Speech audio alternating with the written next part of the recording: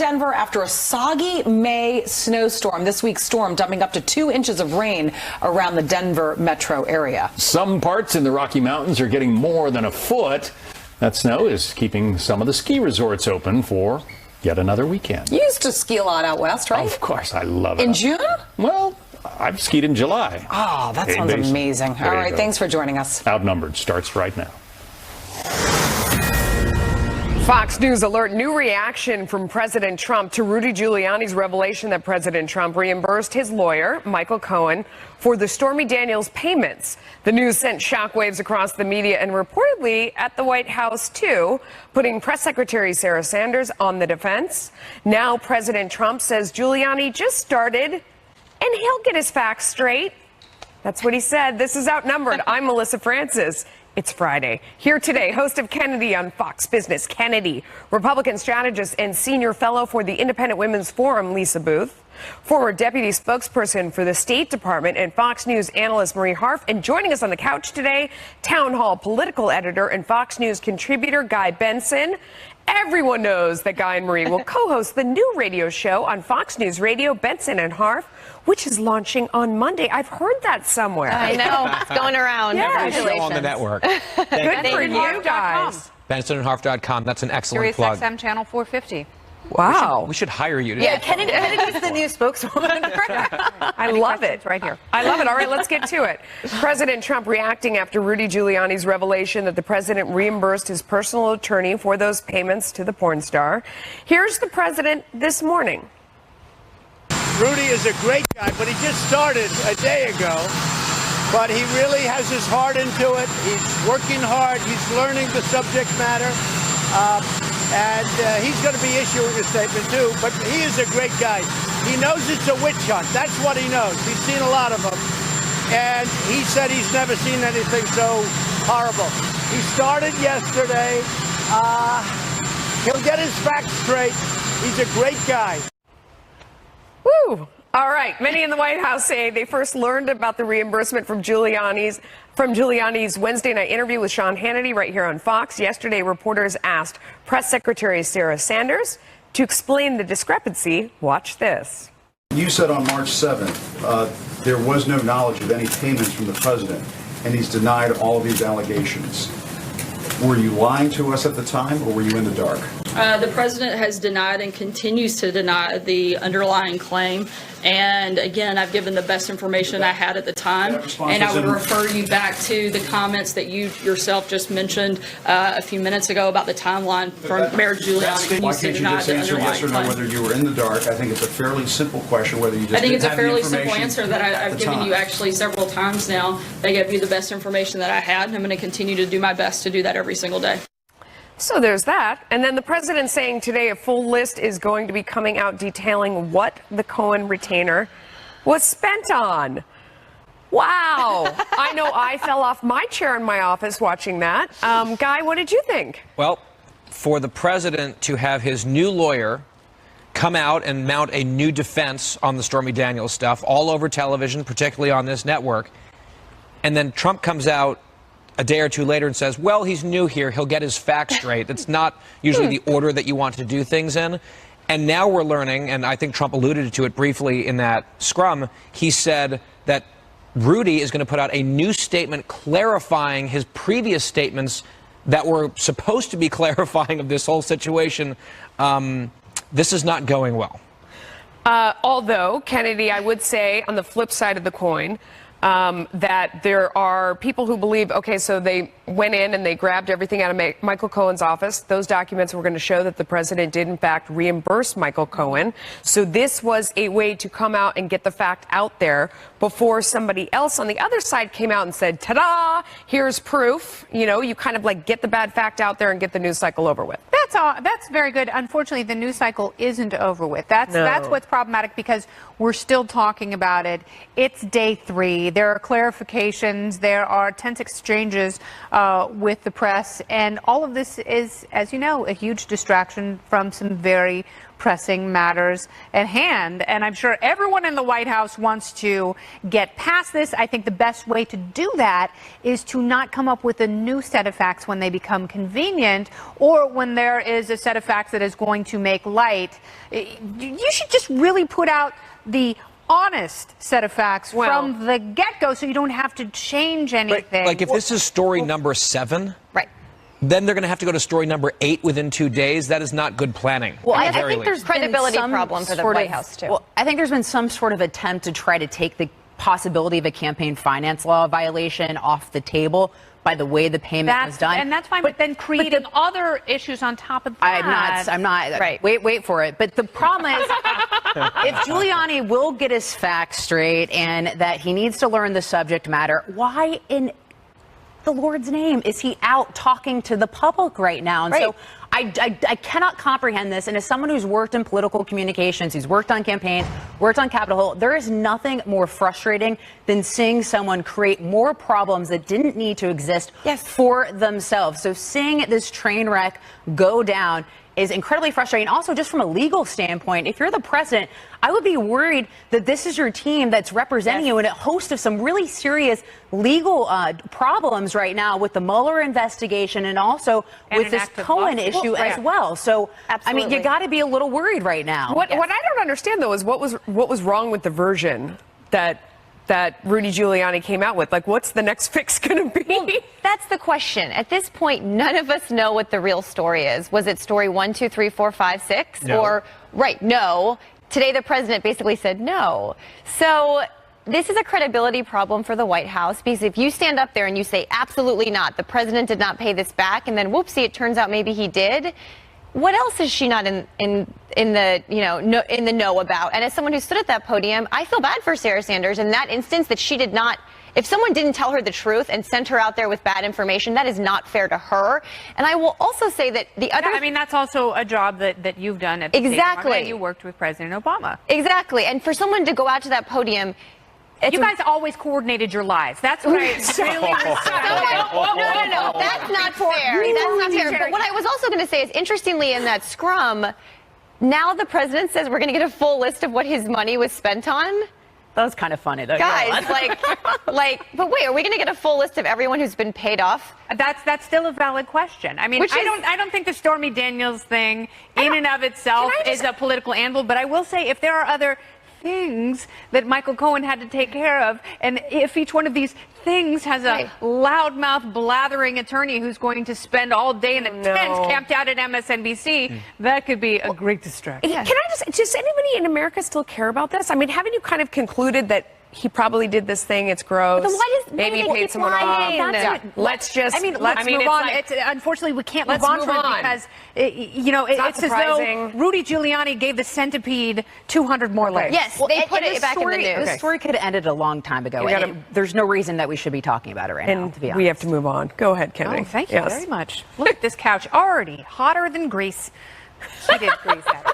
Meantime, we now know federal investigators kept a register of phone calls made by President Trump's attorney, Michael Cohen, but did not record those calls, so they say, as NBC News initially reported yesterday. Sources tell Fox News investigators used a pen register or a dialed number recorder on at least one of Cohen's phones. It records numbers dialed and the length of each call, but not the content, so they say. NBC first reported incorrectly that Cohen's conversations were recorded in the weeks leading up to those FBI raids.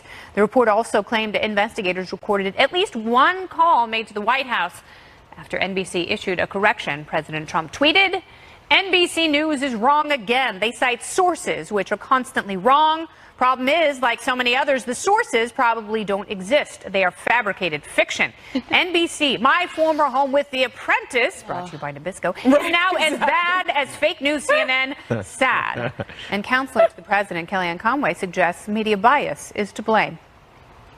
This is just the rush to judgment, the presumptive negativity all of the time, and the lack of coverage of the agenda. Look at the media polls and what Americans are telling media pollsters is important to them versus what the same media actually covered. This president is getting so much done for the American people. All right, so, Guy, I have a little bit of an issue with this because the egregious part isn't that NBC might have misreported something. The egregious part is that the government was spying on his personal attorney and possibly violating attorney-client privilege. And whether you're using a pen register or a wiretap, they're still reaching in and gathering a lot of information and probably not disclosing what they're gathering. So I don't think the White House is upset about the right thing here. Well, so there's two issues. The second one is the one that you raised. And my assumption is, and I think it's the correct one, is the reason that they were able to get those records and collect those records is because they had a warrant to do so that was granted by a federal judge that went up and down an approval process at the DOJ. You may think it's thin or unfair, but they would not be doing that without the proper legal authority. As for NBC, I'm glad that they came out and corrected it relatively quickly, but when you are dealing with a White House that screams fake news, and then you prove yourself to get something very big and explosive wrong without checking the facts, double checking the facts, getting backup sources, and running with it first, that's a bad look for you. And even though you eventually do the right thing and correct the report, it feeds into exactly what Trump wants, which is why we saw that tweet. That was sloppy and bad work by NBC. But to Kellyanne Conway's point, which I think she's absolutely right here, it shows the media's cards. And it shows the position that they come from. And it's this presumptive rush to judgment, basically the desire to catch the administration in something bad. And they want it to be bad. They want but I it think to the be bad bad. part is the wiretap. Well, the bad part isn't that Cohen was wiretapped, I think or that there's a necessity for that. Well, sure, but the bad part of this is also getting something where the basis of the argument is drastically different. Because you look at a pen register, my understanding is it just has to be relevant to an ongoing case. Whether with a wiretap, the standard is entirely different because there has to be probable cause of a crime committed or a crime that is potentially get a being lot planted. more information with the pen register but so the than they're divulging. But the right standard now. is drastically different, and they mean entirely two different things. And this takes us back to numerous stories where we've seen with ABC's Brian Ross. You look at CNN's story about Don Jr. and WikiLeaks, where the context of the report is drastically different when it changes, and we learn the actual facts. And this is dangerous for the media because their job is to hold the administration accountable. When they keep getting these stories drastically wrong, they keep showing their hand that they're basically left-wing institutions. It damages everything. I understand that, and you have to get your facts straight. You absolutely do, especially before you go public with the facts that you have. But I think the story makes the president a little bit more sympathetic. I don't think the story makes him more sympathetic. I think most Americans would probably say Michael Cohen, is probably a legitimate target for investigation here because of his behavior.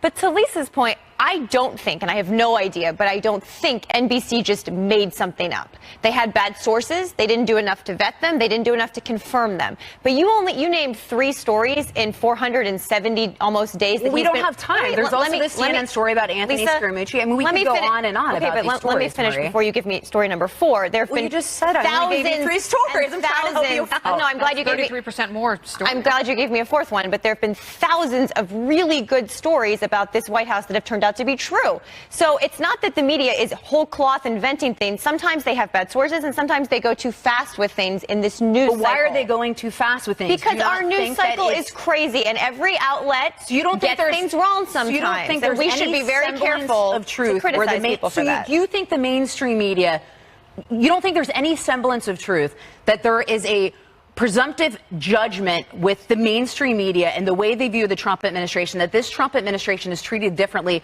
than you and the Obama administration were? I do not think that they have a lower standard for sources. 100% they do. Well, you and I can just disagree on that, Lisa. So I wouldn't be surprised if in the end we find out the story was actually true the first way they reported it. Exactly. I won't be surprised either. Exactly. And I also think they could get the same exact information with a pen register as they could with a wiretap. And I think that is an overstep, regardless of the judicial. I mean, that would be horrifying if they're listening in on these phone calls. Let's say you have a 5-course meal, and the rack of lamb is medium rare, Delicious. and the potatoes are creamy and succulent. I'm very hungry. The asparagus is wilted, and that's your first course. And all you focus on is the wilted asparagus, and you ignore everything else on the table. That's how this administration feels about the media report. Well, Totally. The wilted asparagus. They are all they're focusing is on the wilted asparagus when you have this succulent Sumptuous with the feast. Colorado rack of lamb, perfectly medium rare.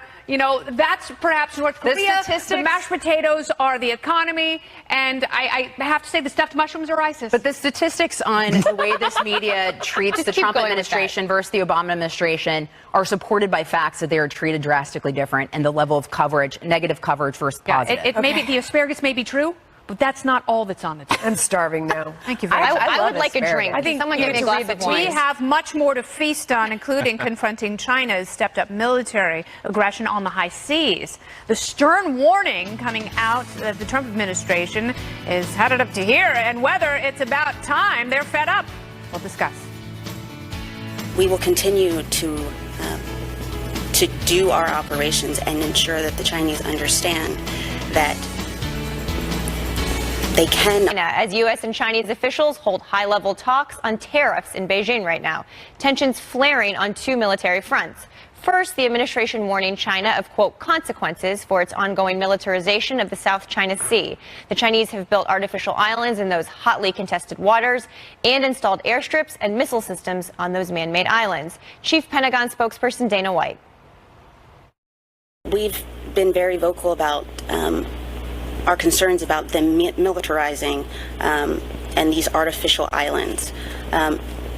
China has to realize that they've benefited from the free navigation of the sea, and the U.S. Navy has been the guarantor of that. The Pentagon is also accusing China of using its military base in the African nation of Djibouti to launch blinding laser attacks against American pilots, injuring at least 2 of them. Again, Pentagon spokesperson Dana White. They are very serious incidents. There have been 2 minor injuries. This activity poses a true threat to our airmen.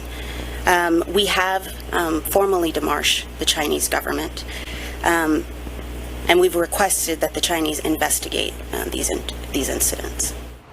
So, Melissa, this is an issue we've been talking about for years with China's aggression in the South China Sea. Mm-hmm. How do we confront them on this issue when we also need their help on things like North Korea? Well, see, I think that this is China sort of laying down their markers out there as saying, you know, here's where we're going. I think they look at the North Korean situation and they think, wait a second, they're going to get something. North Korea is going to get something in exchange for whatever they end up doing, whether it's economic or whatever else. At the same time, ostensibly, perhaps they've been helpful behind the scenes. You would think if we've made progress, but we're having these fights with them about tariffs. Mm-hmm. They're looking around and they're saying we're engaging with Russia. There's everything going on with Iran, and China's like, don't forget about us over here. Right. We also need to be dealt with and have some goodies or have some sort of attention, you know, and we're laying out where we're going to go if not. So I think that it has to do with how they see their position around the world and where they want to get in line with everybody the president's dealing with. That's right, and how they see their role in the region. I think they really want to have control over the navigation, over the waterways. This is what they see as their sphere of influence in the world. How do we confront this but walk that line? Because we do need them. It's really tough because this is obviously, it's a power play. They're doing it in their own self-interest. They want to dominate the region, and they're basically daring anyone to do anything about it, including us, because they recognize that if we get too hostile with them over this issue, or both of these issues, then they could become far less helpful on other fronts that are at the front burner of U.S. foreign policy at the moment. So it's strategic on their part, and I get that. Also, just reading the newfound attention of the administration and reading about that on the issue of the South China Sea, to me, immediately my brain went to John Bolton, because he has always been very hawkish on this and several other issues. Yeah. But this has been a point of emphasis for him. And so I'm not surprised now the administration is piping up about it a little bit more aggressively, at least on a rhetorical front. Kennedy, do you think there's the alternative argument that people say is, you know, okay, China's building these little tiny islands. They're basically sand in an airstrip. Yeah. What kind of U.S. resources should we actually devote to going against them on those kinds of behaviors? Because, you know, we have to balance competing interests with China. Well, and the competing interests here are actually economic. There's $3.5 trillion worth of business that goes through that part of the world annually. Right. So we have to be very mindful that we do have free trade. I actually disagree a little bit. I don't think China has been particularly helpful with North Korea. I think they've appeased North Korea for a long time, and I like seeing them marginalized in these discussions and conversations as a way of saying you have done the world no favors by propping them up and essentially creating this dependency with North Korea. And so now, we're taking a different tack, and that's just fine. But China... I don't want to see any military action in the South China Sea. Right. But what I will say is your former boss, President Obama, helped exacerbate the situation. And, again, it's a level of appeasement with China. And there hasn't been any real policy. There hasn't been any unpredictability. There hasn't been any toughness. And China has gotten away with everything because of our economic interdependence. And that's part of the, but I mean, we have seen President Trump stand up to China, at least on the economic front, with, the threat of tariffs and, trying to, also the trade talks that most recently happened, which I guess ended with still some big differences to hammer out. But we have seen President Trump stand up to China. And Marco Rubio wrote the other day in the Washington Post about the Made in China plan that would essentially lead to the displacement of or advanced manufacturing here in the United States. So, I mean, there are some real concerns here. But I think with the Trump administration, we've seen them step up and stand up to some of these other countries like China, North Korea, Russia, Iran in a way that, quite frankly, we didn't see your boss stand up to them. Well, we'll see if it has any impact, right? China's still been incredibly aggressive in the South China Sea. We've seen an impact with North Korea. But it has two even willing to come to the table. And the president's economic team in China as we speak, trying to kickstart a trade negotiation. I think that's a very positive step. And all of these issues have to be discussed. We cannot pretend like, there's not a territorial issue in the South China Sea. The other thing is there are 6 countries who are vying for ownership of these islands. It's not just China. Including some of our allies. Yes, that's right. So those people also, those countries need to stand up, just like countries like Saudi Arabia and Jordan have to in the Middle East to defend the Middle East. Well, this is certainly a complicated issue. We'll hear a lot coming out of this trip in China right now, particularly about tariffs, I think. So we'll keep watching this space. And moving forward, Republican primary candidates are starting to target special counsel Robert Mueller's Russia investigation as a way to align themselves with President Trump ahead of the midterms. Whether that strategy can actually help them win elections. Special counsel Robert Mueller's Russia probe as a way to align themselves with President Trump ahead of the midterms. Among the first to do it, GOP Congressman Todd Rokita, who's running for U.S. Senate in Indiana, who's just released this new TV ad. Watch. Mueller, Pelosi, Donnelly. They're using fake news to destroy our president. Who's tough enough to stop the witch hunt? Todd Rokita will beat Joe Donnelly. Build the wall, make English our official language, and ban sanctuary cities. Todd Rokita, tough enough to stand with Trump. Well, there you go. Meanwhile, it appears the special counsel's Russia investigation is not going away anytime soon. New documents show Robert Mueller is requesting 70 blank subpoenas ahead of the trial of former Trump campaign chairman Paul Manafort. So, Guy, there was a little bit of movement in the Manafort case today. What happened? Yeah, this is interesting. So, at trial on the Manafort case, the federal judge overseeing that case scolded the special counsel's prosecutors, saying basically, let's face it, you guys aren't interested in this bank fraud. What you are interested in is getting President Trump and using this whole process to twist the screws on Manafort to flip on Trump. And the judge openly questioned whether the special counsel and Mueller's investigation has expanded beyond its purview, which is attention grabbing coming from a federal judge who's overseeing a piece of this broader case. Also, can I give you the exact quote? Yes, please. He said prosecution or impeachment, that's what you're really interested in. None of this information has anything to do with information related to the Russian government coordination and campaign Trump. You don't really care about Mr. Manafort's bank fraud. This is the judge speaking. But that also speaks directly to that appeal for documents, especially that memo that further outlined the confines of the Mueller investigation that Senate and House Republicans are seeking from Rod Rosenstein. It's true, but it's one thing to hear anyone else in the public say this, to hear a sitting judge on the bench accuse the lawyers in this investigation of this is pretty staggering. And the statement from the judge is precisely how a lot of Trump supporters feel, particularly in a state like Indiana, where this ad is running, where you have a contested Republican primary for who's going to become the nominee. And you've got a state that President Trump, I think it was 57% of the vote. Joe Donnelly is incredibly vulnerable. So not only do you have these Republican hopefuls trying to attach themselves to President Trump, but also hitting the nail on the head of something that a lot of Trump supporters feel, that the president is being unfairly targeted, and that a lot of this is political, and the origins of it go back to, the Democratic Party, go back to trying to harm or hurt the president. Yeah, so I think that's part of why this is becoming political. It is a risky strategy. It is. But if you tap into a specific brand of passion in a place like Indiana, where they're not enamored of Joe Donnelly, they could be successful, but again, it comes down to the right candidate. It does. And the Indiana Senate primary is so fascinating. The guy running against Todd Rokita, Luke Messner, nominated President Trump for a Nobel Peace Prize this week. Yes. So, they are running to align themselves as closely as they possibly can with Donald Trump.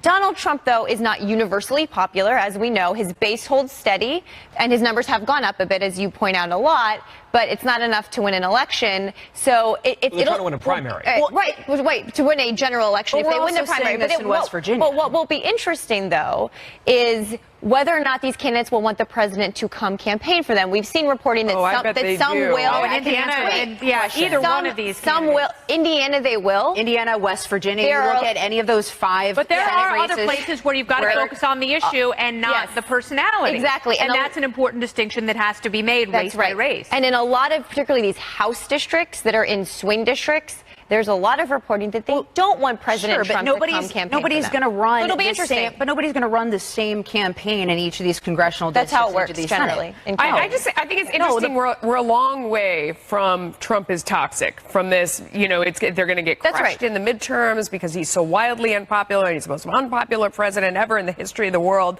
We're a long way from there when you have people falling all over themselves to closely align themselves with him. Not that it's going to help their campaign. It may or may not. But it's really changed. It depends on where, and it depends on who. It didn't work in Pennsylvania, but you could also argue that Republicans didn't run a very strong candidate against Conor. It didn't work in Virginia. It didn't work in Virginia. It didn't work in Alabama. It didn't work.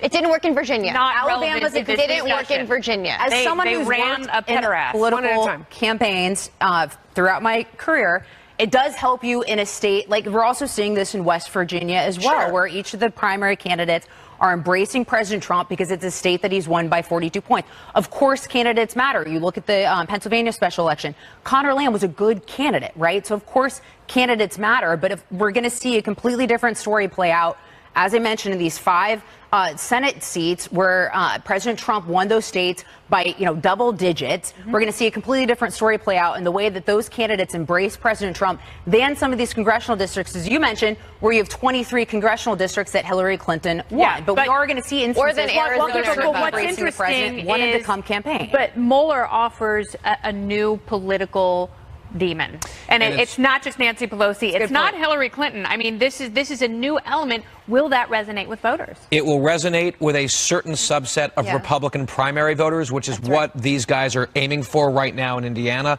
The risk is by going after Mueller by name and seeming like you are part of this whole thing, calling it a witch hunt, might you alienate some of the independents that you're going to need to unseat an incumbent like Joe Donnelly, as unpopular as he may be. You can't just win with the base.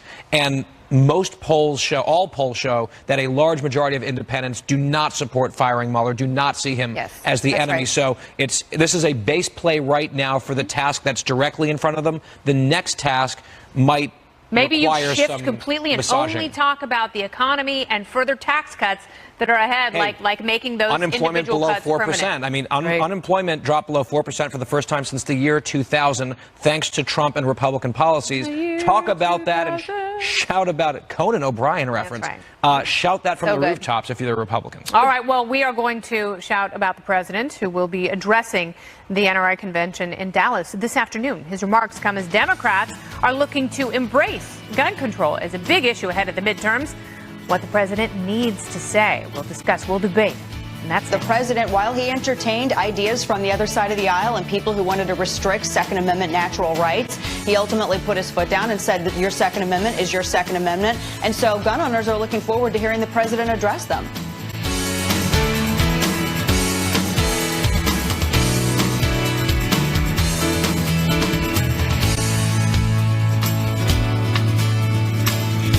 Trump is en route to Dallas to address the NRA convention. His return to the gathering comes after recent massacres have moved the gun debate front and center, bolstering gun safety activists and Democrats who embrace gun control as they head towards the midterms. Last year, President Trump's visit to the NRA was like a hero's homecoming. This time, things could be a little different, as turnout from pro-gun voters will likely be needed to offset what many Republicans fear could be a disaster at the polls in November. What do you think about that? I think that, look, I think Democrats run a risk in trying to embrace gun control efforts too much, because then you mobilize an already very mobilized group of voters, which are Second Amendment voters. I also think that this issue, people tend to couch it incorrectly in the sense of it's not an R versus left issue, right? It often comes down to a regional issue. I mean, you can even go back to 2013, where you had 16 Democrats that voted against a so-called assault weapons ban, right? I think 9 of them are still serving in the Senate. You're not going to hear a lot about gun control efforts from these Democrats that we mentioned before, running in states that President Trump won by, double digits, right? So, I think it's wrong. I don't think it's a positive thing for Democrats to try to too closely embrace. Guy, what do you think? Gun control efforts. Well, we've heard a lot about the new energy among gun control advocates. Some of these efforts are led by students at the high school level, everything coming out of Parkland. And because there are big, very visible manifestations of that energy, like giant marches, I can understand why people take notice and say this could be a factor in the elections. Absolutely true. There is also a counterpoint and a backlash to that among people who support the Second Amendment, who worry that these common sense restrictions that they're proposing on the other side will lead to other things that they aren't terribly guarded about when they are speaking freely on the other side. And that's why, speaking of the NRA in particular, they have seen a massive fundraising bonanza since Parkland, because there are millions of members and new members who are joining who say, I might not love the NRA and everything that they stand for, but I do care about my rights, and they are one of the most important organizations in the country protecting those rights. I'm going to push back. I might not be marching in the street with a sign. I'm going to vote, and I'm going to donate. Yeah. I wonder politically, I would ask both of you, does it make sense to send him there today to do this, given everything else that's going on, everything he's fighting one way or the other? I mean, does it change the story in the headline for better or for worse? What do you think? I don't think it changes the story or the headline. There's so many other things happening in the news. Well, we'll see what he says. I should couch that. You never know what Donald Trump's going to say. This is a play mostly to his base, I think, doing this speech, because he probably won't make a ton of news. But I think that if you have candidates, particularly in swing districts, who are younger and who are able to talk about the gun issue in a more nuanced way, who say, I support the Second Amendment, I support the right to bear arms, I support all these things, but maybe we can have a conversation about how kids can be safer in school, or how people can be safer at church, or how people can be safer at concerts.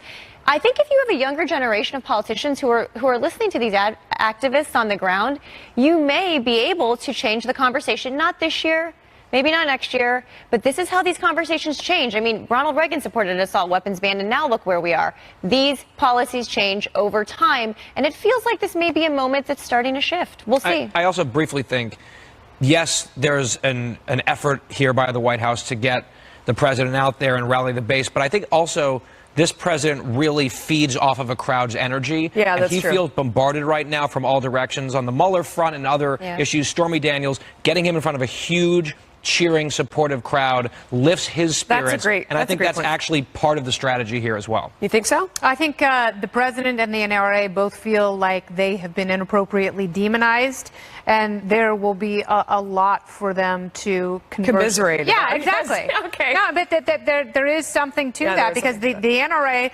lost control of the narrative after Parkland, and I think a lot of their members and a lot of Second Amendment advocates are upset about that, and they feel like they have been unfairly demonized.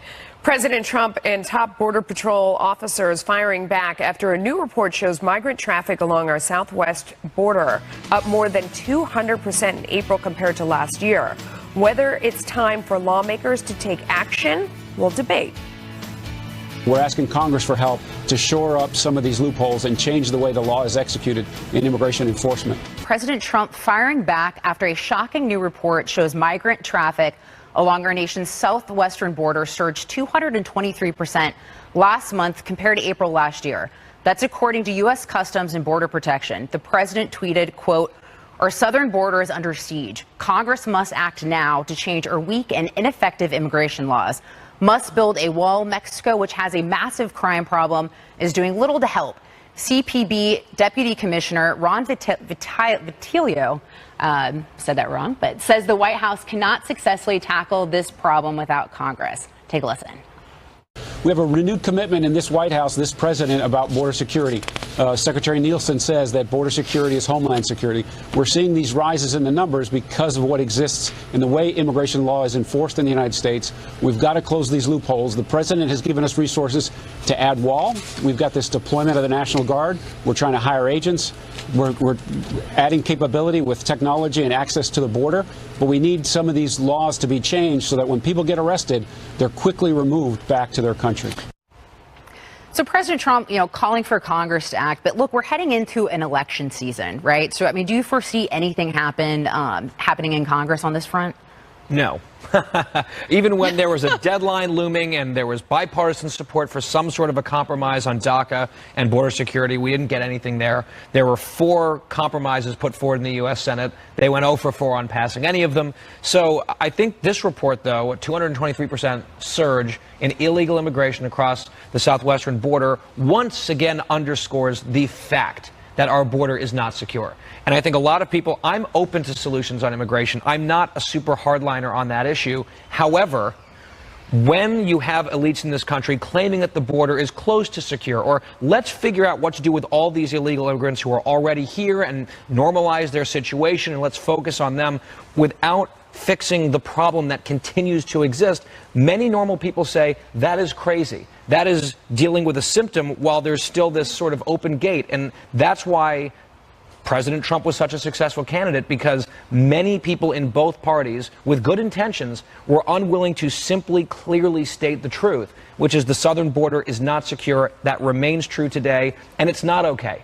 I think everybody looks at those pictures of the southern border and of people dangling on that fence, and they all see it as an argument for their position. Whether they're angry about the border not being secure, whether there it goes right there. They're angry about people coming and shoving in the line in front of other people that are there, whether they feel sad for people that are fleeing from another country and feel threatened, or they're worried that people are lying, or they're thinking about Kirstjen Nielsen talking about the 15 people every single day who try to get in this country who are known or suspected terrorists. They all in that picture see proof of what it is, and the answer to all of it is reforming our system. Whatever way you're looking at this from, it's broken and there's something wrong with it, and we need to sit down and fix it rather than clawing at each other's eyes. Well, and so Kenny, how does this play out politically then? How big of an issue do you think immigration is going to be for the 2018 midterms? Well, I agree with Guy. Congress isn't going to do anything about it, and they've had several opportunities to, and Melissa's absolutely right. This is probably because our country doesn't know what it wants to be in terms of immigration.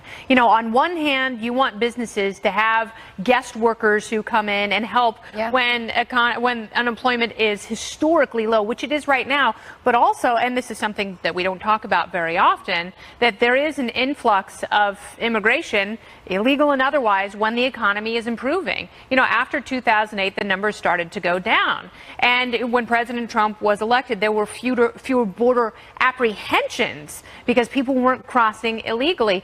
Find a way of getting good people into the country to fill some of the roles that are necessary to further improve the economy. Because if you don't, and if you have labor shortages, especially in critical industries, the economy stagnates, and no one needs that. I don't think these are competing interests, though. I think that all these things can be solved together, not to the exclusion of the others, if people would just sit down and come up with a solution together. I don't think it has to necessarily be that hard. You could put funding at the border. You could figure out how to get people people in who, to fill the slots that are there. You could have guest Congress workers. should do it. You could do all You these need a things. system, though. You're absolutely right. You just need a system and a framework. a system. You need a rational conversation. We should fix it on the Unfortunately, couch. they're not having it. Congress should do it. Good luck. And I was told Mexico would pay for the wall. I just want to get that in there. Maybe they will.